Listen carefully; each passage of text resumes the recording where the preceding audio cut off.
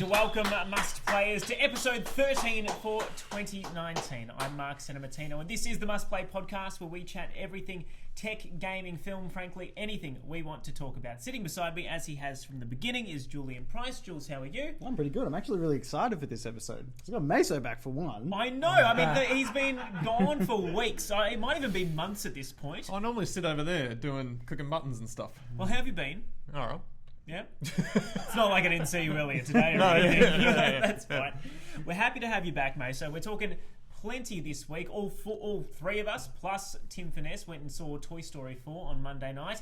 We've got little Bunny here to help us out with our review a little bit later in the episode. We're also going to be talking a lot about Facebook's new cryptocurrency, which is huge. Could really change the face of the way that we pay for things, particularly over Messenger and WhatsApp, if you would believe.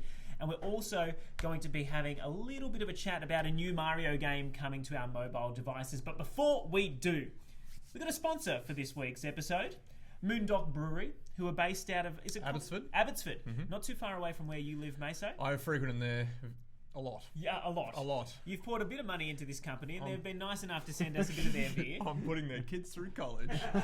So at the moment... all of their children. Yeah. So at the moment, we are basically the front bar, but for video games, which is great. We're happy to take that mantle off Channel 7.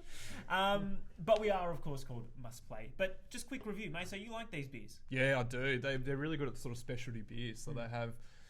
currently they've got a mullet collection of sours, so they're really, really good. I understood nothing in that Yep. sentence. Was it a mullet collection of It's sours? like a mullet collection. They made 3 sours. It's called the mullet collection. So they're named after like David Bowie's one. I can't think of the other ones. Oh, off the top of my named head. after people's After famous mullets. mullets. Yeah. All right, well, that sounds Delicious. great. If you've ever thought mullets were appetizing, get on down to the Moondog The Brewery. in boysenberry Abbotsford. one is my favourite. The boysenberry. We also have to give a big shout out to the people that made this movie, not only for sending us along, but for giving us our 2 prize packs, which we are going to give away first up in this episode. Jules? Oh, we have 2 amazing prize packs.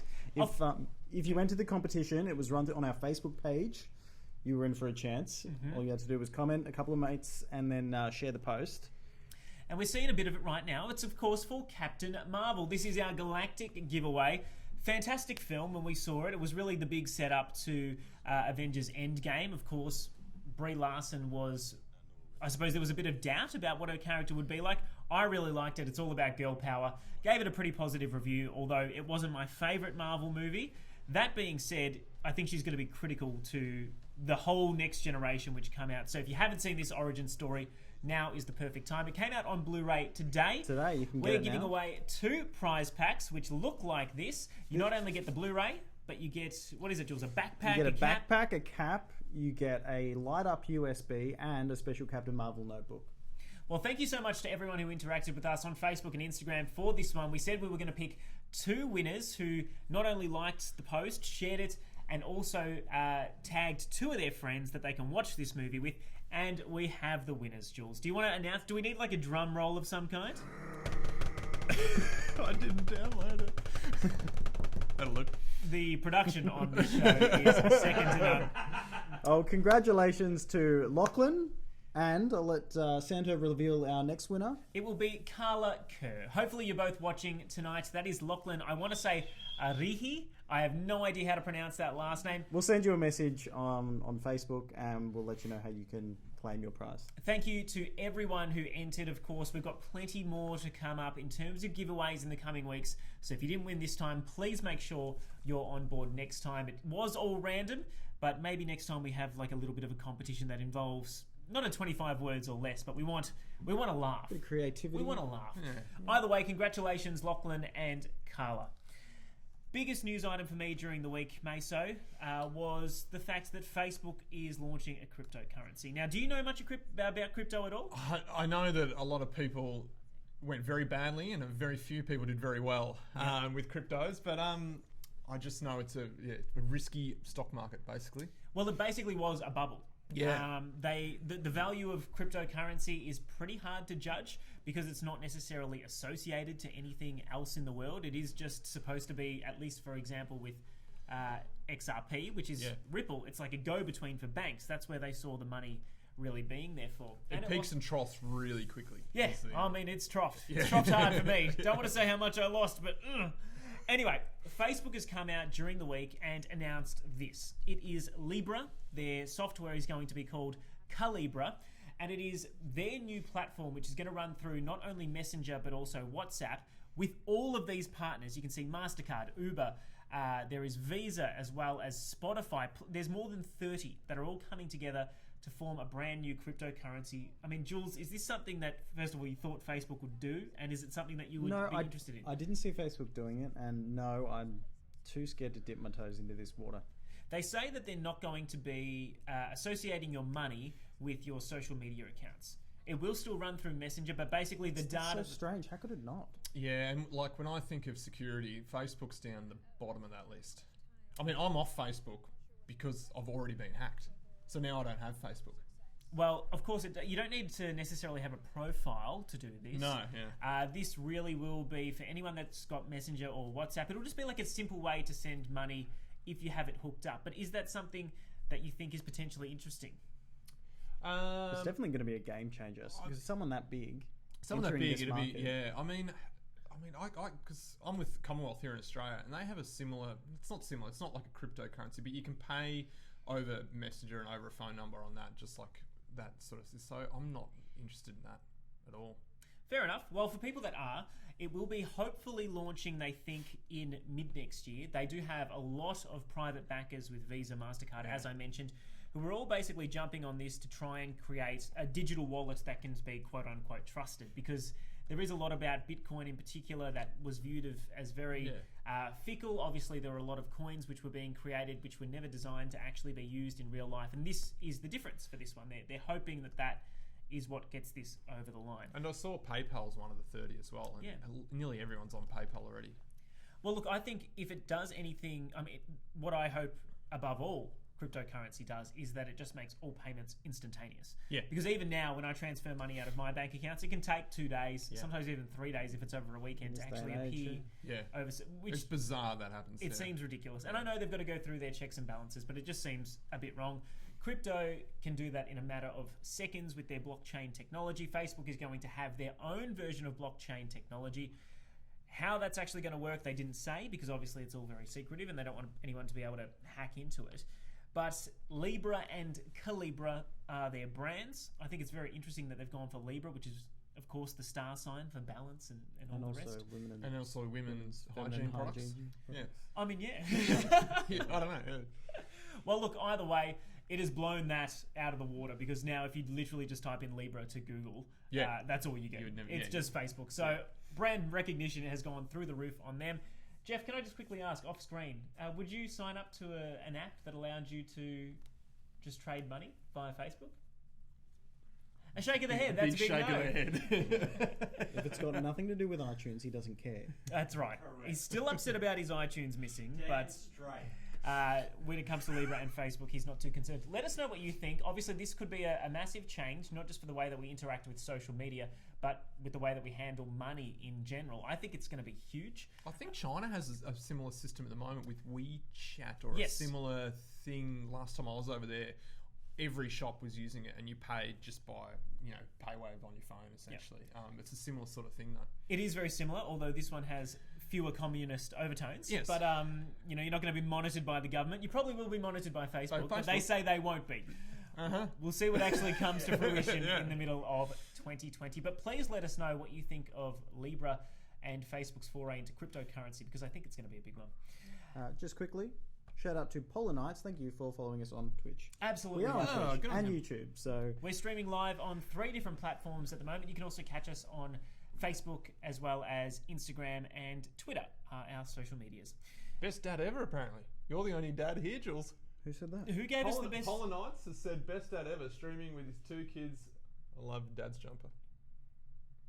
Is that talking to you? I don't know. I'm so confused.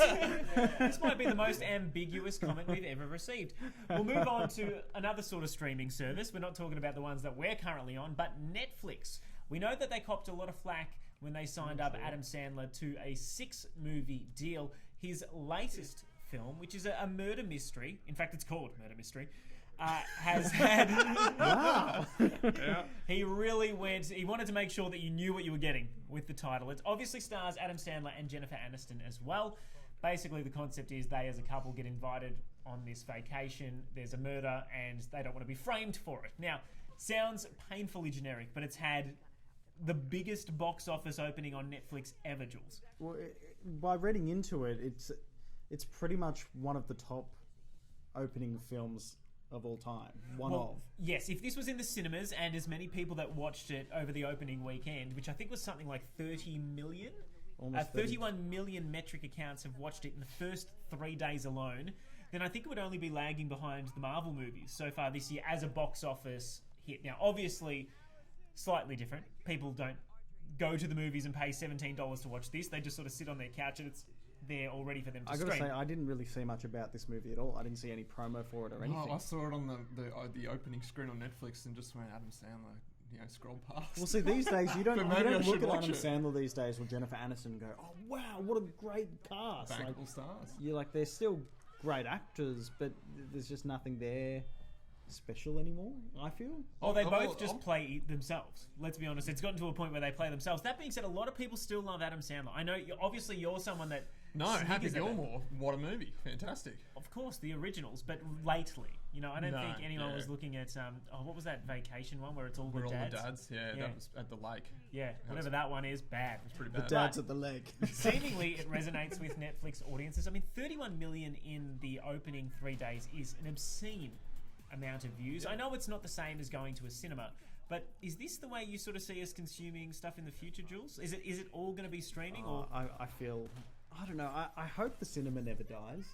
I don't think it will. And can I just say, kind of off the side, my Video Easy rental booth has officially closed, and they took it out of the building, so no more $2 Tuesdays for me. Anyway. Is this your Blockbuster thing? You sounded so upset. Who cares, mate? You got so many different streaming options these days. I am Devo about this. $2 Tuesdays was highlight of my week. Anyway, Jules' sad life aside, no, I don't think so. I think the occasion of going to the theatre, like we did it Monday night, I had a great time. It's the big screen, you're sitting down, like it's an occasion going to the theatre. You take your family, sitting on your couch watching Netflix is a little different. I fully agree. Although those numbers are absolutely staggering, no doubt Netflix would be very happy with their investment so far. I better answer these questions just quickly. Of course. Yes, I am the dad. And I didn't know that the boat was made in New Zealand. So really? That's very interesting. Kiwis make good boats. I suppose they do. Stuck on an island like us. Is that for the Adam Sandler film?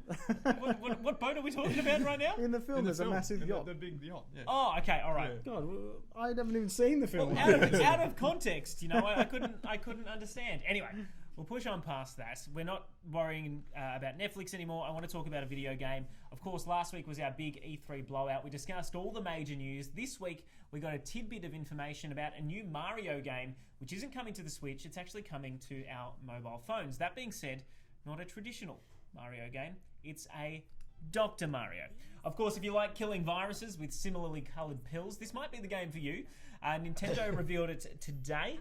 It's going to be coming out. It's doing absolutely nothing for me. No? Is it Tetris? Is the first I've seen of it, to be honest. No, so Dr. Mario is sort of similar to Tetris in that, you've got that vertical screen, but basically your goal in these short levels, what I can see is that you've got a limited amount of time, is to kill these viruses with antibiotics, effectively, that are the similar colour. So this game is actually sort of flipped upside down to how Dr. Mario typically works. Instead of going from the top of the screen to the bottom, it's going from the bottom to the top. Yeah.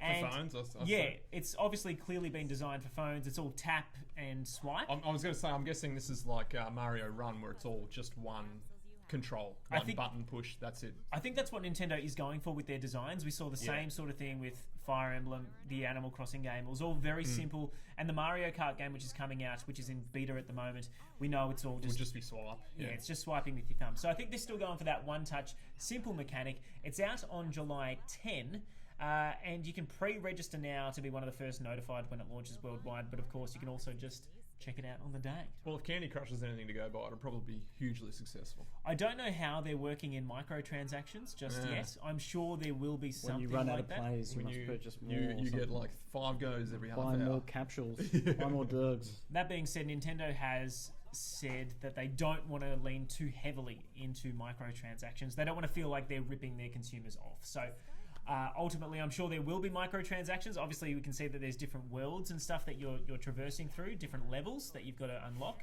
Maybe that's the way that they get you with new worlds to unlock. You've got to pay for DLC. DLC, yeah. We'll see what happens when that launches on July 10. Is it something you download straight away? No, I don't have any games on my phone, to be honest. That being said, it's free, so you never know. Yeah, maybe. Free until you want to progress. Yeah. I loved Super Mario Run, so I'm waiting for the next great Nintendo game to come out. Animal Crossing was great, but it was just a bit too slow for me. And I'm hoping that the Mario Kart one is the next one I love, but I'll give this one a go in the meantime. In terms of film, before we get into our review for Toy Story 4 with the help of Bunny here, Quentin Tarantino has come out this week, Jules, and said he's still keen on the idea of him potentially picking up a role in the Star Trek films. Oh, I love Tarantino, and I guess I'm not a massive Star Trek fan. It's pretty one-sided for me in terms of the Star Trek, Star Wars world. The Star movies. The Star Wars. But I would be pretty keen to see a Tarantino Star Trek film. I mean, I'd see anything he does, really.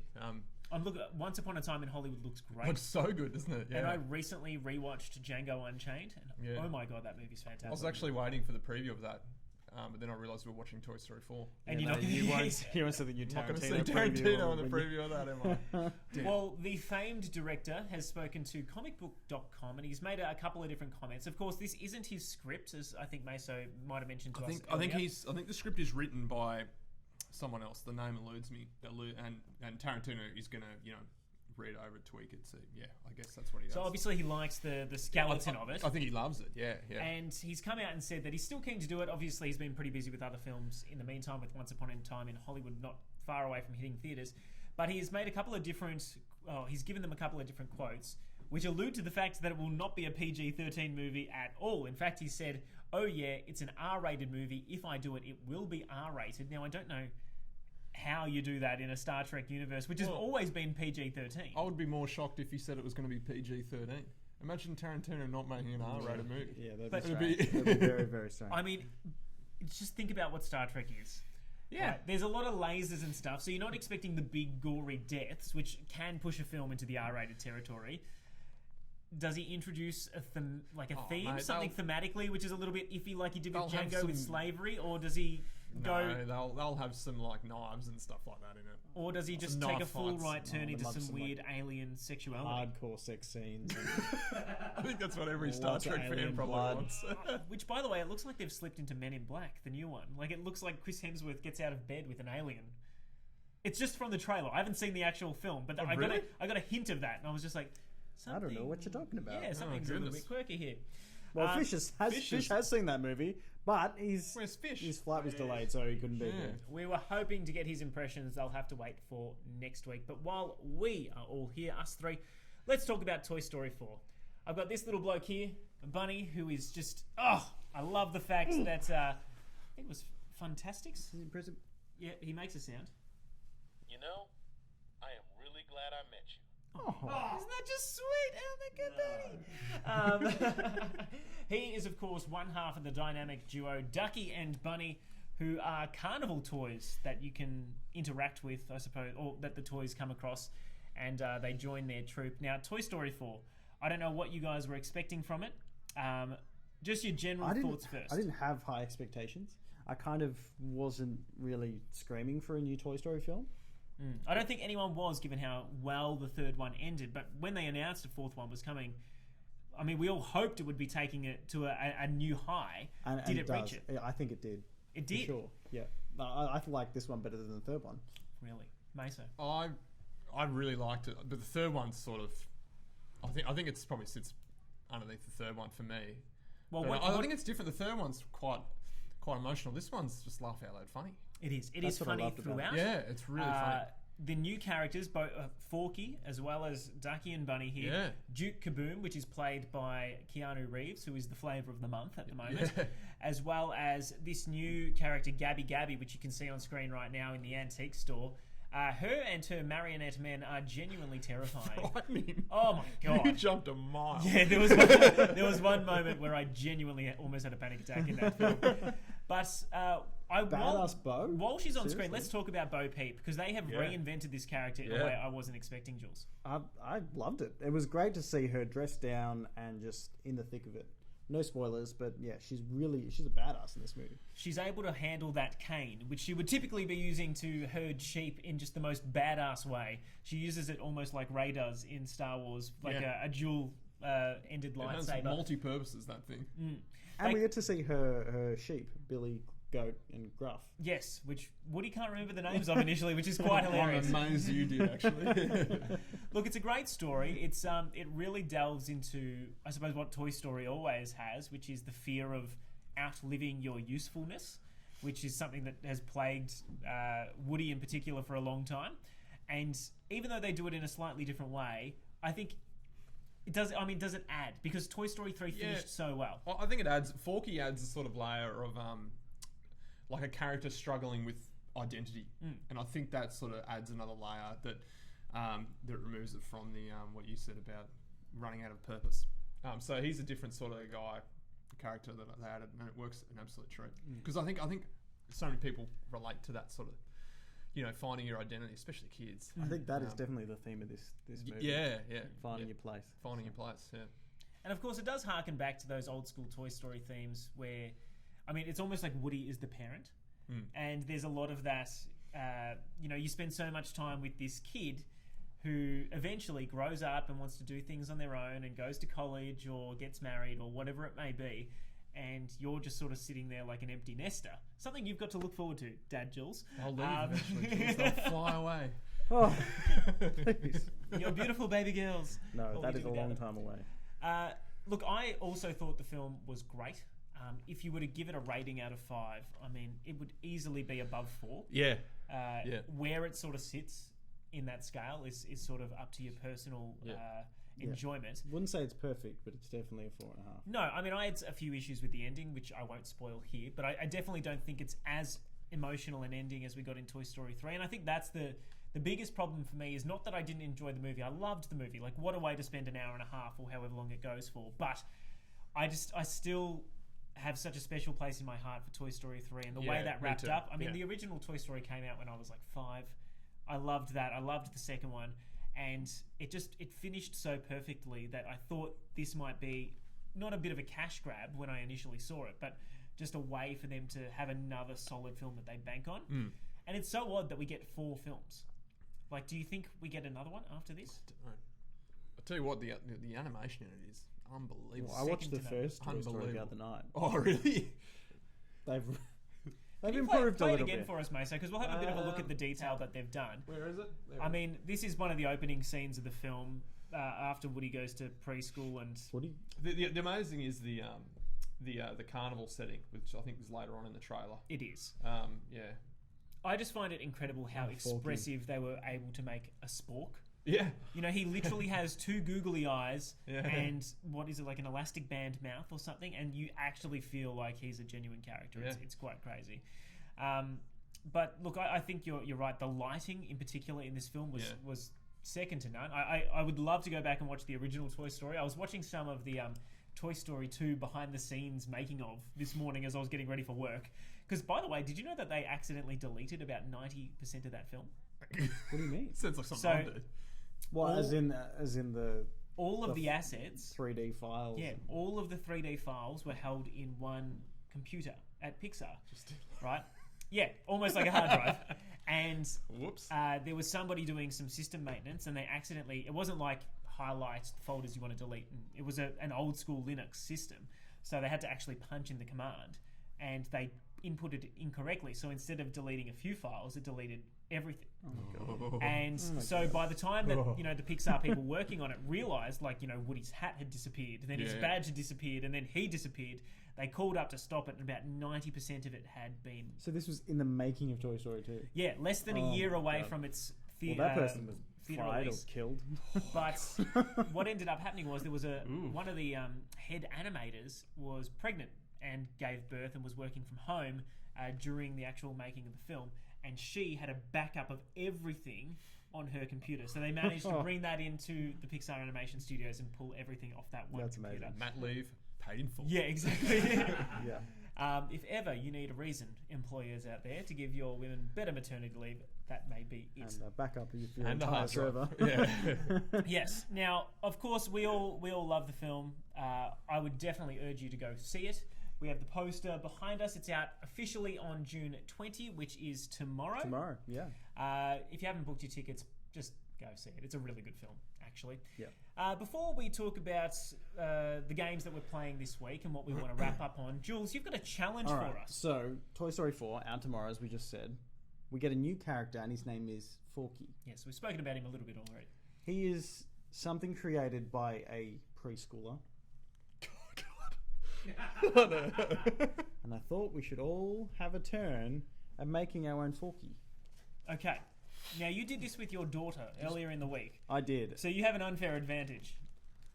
It's And you have a daughter. I haven't Not done this difficult. for. Can I just say, this is dad level organisation. I We've got our little Coles put Ziploc this bag. We've got our spork. We've all got right. our So perfectly inside your baggie, you will find one spork, one red pipe cleaner. What is that? I'll explain. Oh. You've got 3 different colours of plasticine. The white one, that's for the base. That'll stick his legs on. Okay. The red, that's for his eyebrows, and the blue, that's for his mouth. Oh my god. Oh my god. All right. All right. Hold on. I need to get all my bits and bobs out. So how long are you giving us to make this thing? 30 seconds. 30 seconds? Let's move. All right, and what? After this, is somebody going to judge 30 us? seconds. My god. Well, Jeff, would if you it, be willing to judge after yeah, this? No, he's shaking his head. All right. Well, how about we post them up afterwards and you can vote? all right. Put them on the. That Take sounds photos of them. Now, are you serious we only get 30 seconds? Yeah, I'll put a timer. Can we have 60 seconds? I won't even be able to put the eyes on in 30 seconds. All right, Because you've got to rip off the 'Cause sticky no bit. glue. All right. You got to rip off the... Oh, no, that's... No. That's gonna take me 30 It's no seconds. sticky bit, is it? How are they going to stick to the fork? I'll just get a bit of plasticine. Oh, right. Yeah, All that's right, I'm easy. going to separate my plasticine now. Hey, you're cheating. Nah, that was kosher. Hold on. I'm getting the timer up. Jeff has a timer already in front of us. Oh, It's my beautiful, God. it's big, it's yellow. All right, now, so the stickers for the legs, Yep. Got he's that. got 2. So that. Jeez, think break about it it, all right? Right. All right, now, what I'm going to do is I'm going to play this countdown clock. I'm sure this is a copyright infringement coming our way. It's just the audio of the fantastic show Countdown, of course, a British game show. There is a comedy version hosted by Jimmy Carr called Cats Does Countdown, which I absolutely love. In fact, 8 out of 10 Cats Does Countdown. Can we But we're not worried about just that right know, now. I've actually gone the different shaped eyes as well. Yeah, I mean, the attention to detail It is is second nuts, to none, Jules. Julian. Yeah. All right, are we ready? Hold on, can I make a little bit more space for myself? Oh my god. I'm taking this way too seriously for a 27-year-old man, but that's okay. Righto. All right. When you hear the music start, that's when you're allowed to start building. All right. All right. 3, 2, 1. Oh, my legs broke terribly. I'm super nervous. This does not stick. You're going to warm it up. Warm it up. Well, it works better when you warm it up. Oh, God, we're going to need more than 30 seconds. 30 seconds was a bit rich. 30 seconds was very ambitious. What's 5, 4. Hold on. All right, let's Hold go. on. Let's go 60 Pause. seconds. Pause. Pause, everyone. We're restarting. Get stuff. Go. I'm not pausing. Jesus. How the hell do you make the mouth? For anyone watching at home, we are professionals. Oh, gosh. Oh my god, my mouth is way too big. Yeah, same. It doesn't matter. You don't have time.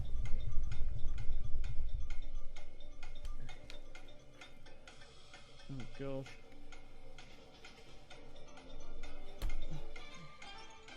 Hold on, you haven't done the hands. Yeah. Wait. Yeah, but we ran out of time. It was a 60 60 second seconds. challenge. Replay! Oh, it's still going, Santa. He's going to try and perfect his little Hold forky. on. I wasn't far. Nah, come on, Santa. That's enough. That's enough. I refuse. I need to put the All right, eyebrow. get your eyes on. God damn it. Just spin yours. Come on, mate. Spin yours around, Jules. Mine is mainly stuck to the desk. How did we go? We need. God damn. Yeah, well, I can repair. Can I just say, What is I that? was allowed to finish that just because I had to put the timer on, and you guys got like Oh, a split second. come on. We Agreed, got a Jeff? split second because you had to put the timer on. My microphone isn't. Anyway, look, irrelevant. Here we go.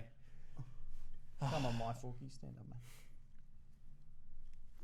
Do we get extra points if ours stands up by itself, Julian? Oh, well, mine did, Honestly, but he fell over. mine has been there, ready to go. For those watching at home, There is extra tweak. mine has been there, ready to go for a Oh, while. Oh, now there's plasticine on the disc. Alrighty, you guys let us know who you think wins. We'll take photos of So them and put them up. that's mine, that's Meso's, that's Santos. Absolutely abysmal. What do you need from me, Jeff? Jeff, is that better? Is that okay? All right, there we go. Sorry, we knocked the microphone and the advertisement for Moondog Brewery, who have given us Are these cold? these beautiful beers. Oh, these are cold. Yeah. Was a little. Yeah, can you get me that one, by the way? Oh, I'm here you out. go. Thank you. Oh, you got one? Yeah, I've Alright. still got some to go. There you go. Cheers. Let us know what you think is the best Forky. Mind you, that was the most fun I've had on this podcast ever. So maybe we just become an arts and crafts podcast after this. We've got it. You happy with that? Probably as good as that doing a video game I think review. you can see their feet. Well, look. Don't. All right, Jules, you're getting a bit finicky. Yeah, all right. but no one can see their Don't feet. touch my Forky. All right. I put a lot of time and effort into my that. Forky's he's All dead. 60 seconds. Move over, Millennium Falcon. Let's talk about the games that we are playing this week, or the TV shows that we have been watching. I'm going to start with you, Ryan. I have two. I'll start with the TV show, which I got. Last Fork standing. Last Fork standing. Sorry, TV show. Which I got off you is Chernobyl. Which is it's 5 episodes, they're an hour long each, so it's quite easy to get through. It's absolutely terrific. What a Do you want to explain what Chernobyl was for anyone watching at home that may not have seen the show? It's the nuclear disaster in northern Ukraine, Yes, 1986. 1986, which is. Oh, I nearly said it was the year I was born. It's not the year I was born. It's the year after I was born. God damn, you're old. Yeah. You were alive and when this happened? it just follows a couple of characters, maybe 5 characters through essentially the first 3 episodes or 4 episodes are literally the hours after, Yeah. the days after, and then it moves on into the years after. Of course. It was such a massive disaster. I mean, Yeah. there's a bit of conjecture about how many people actually died or were affected by the radiation I as a mean, result. we'll never know, but it tackles just the cover-ups and the straight-out lying so wonderful.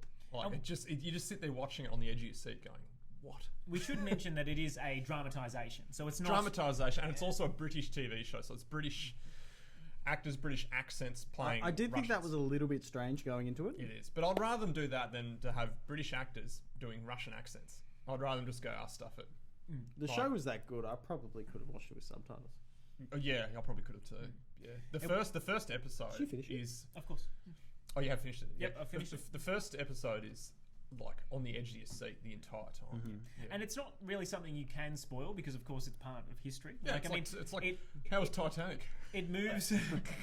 It moves through. shit, man. Whoa! It moves through obviously the explosion. Yeah. The way it was handled afterward, like in the immediate aftermath by Yeah, the authorities. like, literally in the minutes after it. How it affected the firefighters that went there first, how it affected those living nearby in the towns, how the governments responded and eventually investigated and tried to get down to the bottom of the Soviet cover-up, effectively, Yeah. which outside of their borders, they were pretty intent on making sure it looked like they had all this under control, when Yeah. really they did not, or at least And according it's to one of this. those shows where every single thing that they're doing, I'm like, why are you doing that? Yeah. You know, it really gets to you, really get invested in But it. you understand why they are from an Yeah. international relations perspective. I mean, what I got out of it was sort of like this. I was sort of sitting there going, "This could only happen to the Russians." But then, as the series went on, I started thinking, actually, this is so bad. They're probably the only nation that could have fixed it, Well- and fixed it to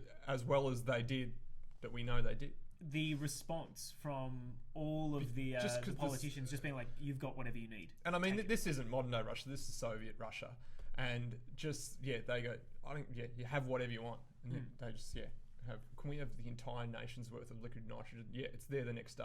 And I don't know what it is about that disaster in particular, but because I know we've had, obviously Fukushima, there was the earthquake, Fukushima, and Three that's Mile happened Island. there in Japan. But because we're not nuclear physicists, it was quite interesting to learn about the reactor as well and where things went wrong. And Yeah. just if something like that happened, a lot of the time you can be watching TV shows or films and you're like, well, I'd do this. Yeah. But Chernobyl, I was like, I have no idea. I'm like, get in the experts. I have no idea what's going on. I thought the show did a really good job of assuming the audience has a base knowledge of radiation, so that when they had shots of like water dripping, everyone I don't think people at home were thinking, oh, that's gonna clean them. I think everyone at home was like, oh. Yeah, it's contaminated. It's contaminated. Yeah, I think they did that really well, and so all the rocks. They do explain it though. They do explain it, but And there was that whole thing in the first episode when everyone's so curious about what's happening, and they go and take a look. Oh, what's going on? And then it's like raining. Yeah, and you get the glow, and you just the whole time you're there going, "Don't walk closer to it." Leave. Yeah, it's a great mini-series, only 5 episodes, so it goes for less than 5 hours all up. Yep. I think, but well worth a watch. It's on HBO. Yep. If you are keen to watch it. And the video game I've been playing is the new DLC for City Skylines called Universities, or it's called Campus, or something like that. Maybe Universities Campus. Right. And it just adds a new layer of universities and education to the game, and it's fantastic. That game is one of my all-time favourites. You've sunk a lot of time into City Skylines. Oh, hours and hours and hours. I reckon I'll be 120 plus hours, I reckon. It's great, and this is a really good addition. While you're dabbling in DLC, Julian is getting ready for his next big AAA purchase by playing a free game, because it's now been released on PlayStation Network for free. That's why I wanted to mention it. Really good timing. If you've got a PlayStation Plus subscriber, you can get Borderlands 2 and the prequel to Borderlands 2 for free on the PlayStation Plus subscription service. So I've just downloaded that and started playing the prequel because I'd never played it before. And also good timing as well, because this week, so from the last week and this week, you can play the expansion to Borderlands 2, which will bridge Borderlands 2 and 3 together. That's out for free, but you've only got until July 8 to pick it up. Mm-hmm. And I understand you've also fallen victim to the hype of E3 when it came to I did. Final Fantasy VII? I purchased Final Fantasy VII on my Switch. The OG one. The one that originally released on the PlayStation 1 where they had bricks for hands. It took me more than a minute to get into it. But it takes a lot longer to get into it. I pushed through. I'm really liking the combat system. I haven't played a game with that sort of combat system before, the timed moves and everything like that. And I think I'm going to really enjoy it. To be honest, I still haven't worked it out. I haven't poured that much time into it, but every single time I'm fighting, because there's no real great tutorial. I know it's a really big game, but I'm hoping I can play enough of it that when the new one comes out, I'll respect the new one and the remastered levels and everything too. Oh, mate, I'm just stoked that you brought this up while Fish isn't here. Yeah, he'd be jacking about it for the next. I'll give him a call. I personally I sort of fell victim to a bit of E3 hype myself, but I bought a game which was not shadow dropped, but highly rumoured to be shadow dropped during Nintendo's press conference, which was Cadence of Hyrule. It is a sort of mashup between the rhythm game, Crypt of the Necromancer, I believe it's called, or Necrodancer, and Zelda. So it's basically a Zelda game, but because you can play as Link in it, can't you? Yeah, in fact, at the moment I'm only playing as Link and Zelda, and they're both really distinct characters, which is great because they've got Link. So you play Link and Zelda? Yes, separately. Oh, cool. So whenever you get to Ashika Stone, which is your save point and your respawn point, you can change your character. It doesn't affect how much life you've got. It's not like it regenerates over time, so you need to still, cut the grass to make sure you get the heart pieces. It is 2D Zelda at its best. It's very reminiscent of, say, A Link Between Worlds. The only difference is every single move you make has to be on the beat. Now, when I was watching trailers for this... you really have to have the sound on for this game. Yeah, you cannot... Tim Finesse has joined I would us. actually recommend playing this one with headphones because you want to be able to get it perfect. And it's not like... I assumed when watching the trailers that you would essentially just hold left or right or hold the attack button and it only allows you to do one attack per beat, but no. It's almost like Guitar Hero in that there's a little thing going on at the bottom of the screen and you need to hit your movements. So if you want to move right 5 times and there are enemies on the screen, you have to hit right 5 times on the beat of the music. Otherwise you don't move. So it's quite tough and stressing. Okay. It is I was really considering stressful. getting this game, but now you've really stressed me out. I'm telling you, I was hoping to get a full review up for this week's episode. It'll have to wait till Sounds like next there's a week. lot to it. So that being said, it is classic Zelda at its best. It's just got this extra additive to it, this extra layer, which is music infused, which frankly it was really off-putting at the start. Once I tweaked the delay when it came to video as well as audio. It was a little bit easier for me to do, but it's tough. Like, if you don't have the patience for it, this game will get you. Okay, I might have to give it a miss. That has been our show for the week. Before we sign off, do we have a few comments that we want to read out at all, guys? Has anyone been getting... Tim Finesse just joined us. Welcome, Tim. See you later.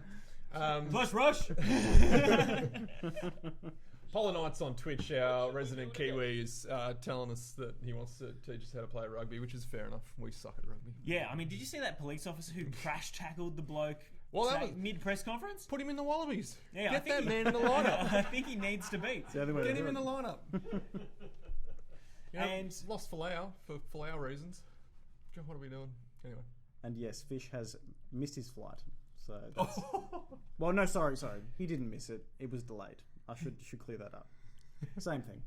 He'll be with us next week on our 14th episode of Must Play for this year. Thank you so much for joining us live. If you haven't, or you're just catching the tail end of the show, of course, you can watch it back on Facebook, Twitch, as well as YouTube. We also post the link on our website, mustplay.net.au, where we upload all sorts of goodness every single week based on what we're playing. And as Jules just alluded to, you can also listen to us on Apple Music as well as on Spotify, and where all good podcasts are. Do you want to read this bit that Tim just said? No, I'm not going to read that at all. Tim, I'm not doing the flip side anymore. Thank you again for joining us. Of course, we chat everything tech, video games, and film. Mesa, it was lovely having you back. Yay! Hope you enjoyed your time on the desk. I loved it, mate. Everyone else. I made a forky. That was great, actually. Yeah, we'll post photos of them. To everyone else, good night.